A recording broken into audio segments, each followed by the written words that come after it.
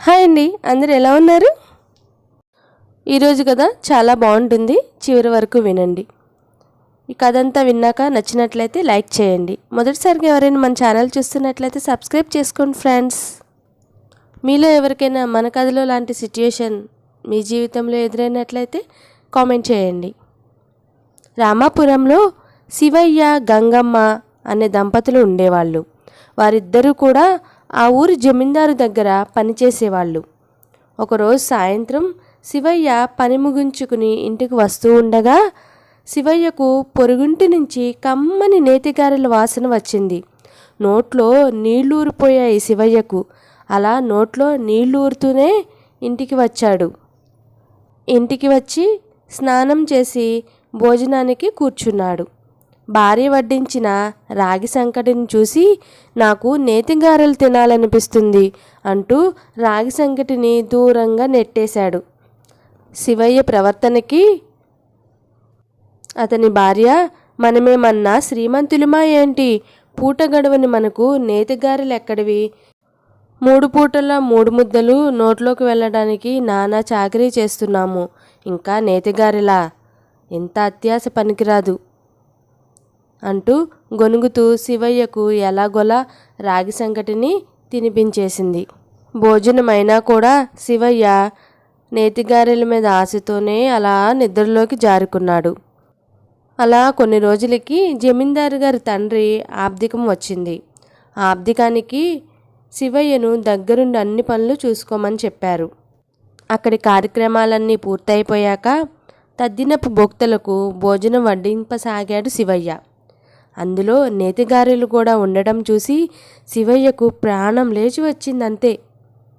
వెంటనే తన భార్యని పెరట్లోకి పిలిచి, ఏమే శ్రాద్ధానికి నేతిగారెలు వడ్డిస్తున్నారు, సాయంత్రానికి కొన్నైనా మిగులుతాయి కదా, ఈ రోజుకి నేతిగారెలు తిని యోగం వచ్చిందనుకుంటా అని చిన్నపిల్లాడు సంబరపడిపోతున్నాడు శివయ్య.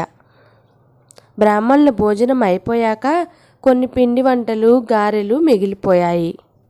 వాటిని ఏం చేయాలా అని అనుకుంటూ ఉండగా, అయ్యా, శ్రాద్ధ కర్మల కోసం వండిన వంటకాలు మిగిలి ఉంటే దగ్గరలోని చెరువులో వదిలేయండి, పితృదేవతలకు చేరుకుంటాయి అవి అన్నాడు అక్కడ బ్రాహ్మణుడు.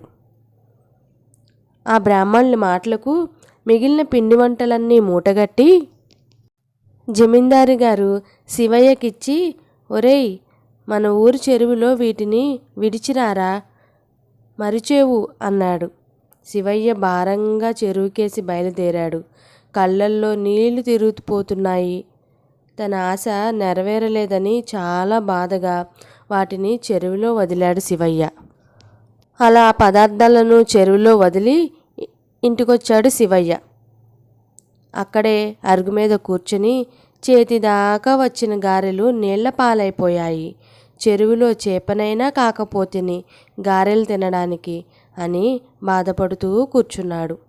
మనకి తినే యోగం లేకుంటే ఎంత ప్రయత్నించినా దక్కవు అంటూ ఓదార్చింది అతని భార్య.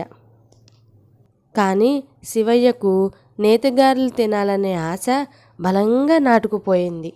అందుకోసం శివయ్య ప్రతి నెల కొద్దిగా డబ్బు పోగేసాగాడు.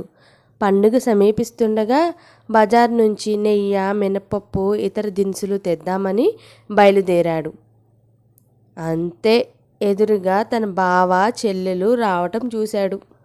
తన అన్నయ్యని చూడంగానే చెల్లెలు, అన్నయ్య, ఈసారి పండగ ఇక్కడే చేసుకుందాం అనుకుంటున్నాం మేము అని చెప్పింది. చెల్లెలి మాటలకు శివయ్య లోపల బాధపడినా పైకి అలాగా, సరే రండి లోపలికి అంటూ వాళ్ళిద్దరినీ లోపలికి తీసుకువెళ్ళాడు.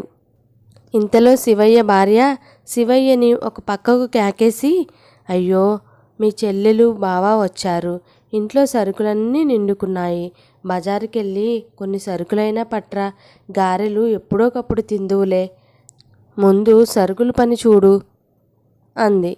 ఈ జన్మకి నాకు గారెలు తినే యోగం లేదనుకుంటా అని చిరాకిచ్చుకుంటూ బజారుకు బయలుదేరాడు శివయ్య. శివయ్య ఎలాగోలా తన దగ్గరున్న డబ్బులతో కొన్ని సరుకులను కొనుక్కుని ఇంటికి వస్తూ ఉన్నాడు.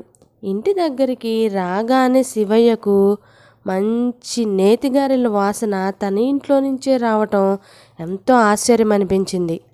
శివయ్య సరుగులతో గుమ్మం దగ్గరికి రాగానే అతని భార్య ఒక ప్లేట్లో నేతిగారెలతో రుంచుని శివయ్య కోసం ఎదురు చూస్తూ ఉంది.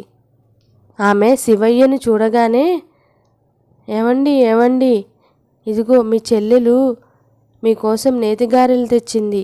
ముందు ఆ సామాన్ పక్కన పడేసి ముందు వీటిని తిందును రండి అనేసరికి శివయ్య తన చేతిలోని సామాన్లను పక్కన పెట్టి చేతులు కడుక్కొని వచ్చి తన చెల్లి తెచ్చిన నేతిగారెలను తింటూ కళ్ళమ్మట నీళ్లు వచ్చాయి శివయ్యకు.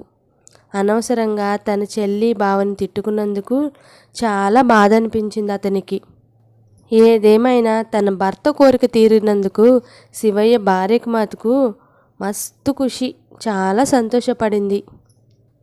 మన కర్తవ్యం మనం కరెక్ట్గా చేస్తే మనకేం కావాలో ఆ పైవాడు చూసుకుంటాడు. అవునంటారా కాదంటారా? కామెంట్ చేయండి. ఈ వీడియో నచ్చినట్లయితే లైక్ చేయటం మటుకు మర్చిపోవద్దండోయ్.